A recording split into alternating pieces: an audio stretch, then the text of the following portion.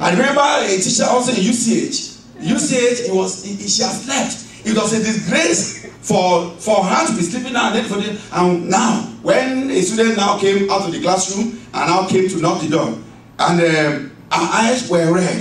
And what would she do? She woke up like this. You know the door? So that they would think she was praying. Whereas her eyes were red. Those are things that you and I can plan. You and I can strategize. But with this topic we're talking about, focus shift, there is nothing anybody can do. He says the trumpet shall sound. Sin will block the ear of people. There's no way out. There's no going back to history. Nothing can change anymore.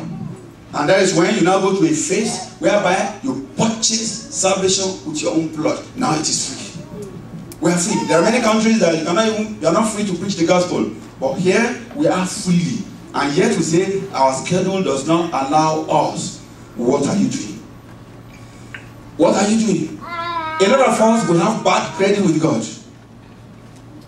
We are fully concerned. If anybody has a low credit here in this country now, you do everything. You call all the credit counselors. You do many things to repair your credit. You sign up with some things. They send you a copy of your report every time so that you can know where you are lapping. And then you begin to, let me go and pay this off. Let's do this. You can do all that for the worldly credit. But for you to repair your credit with God, it's tough for you. Jesus may come anytime. We may live here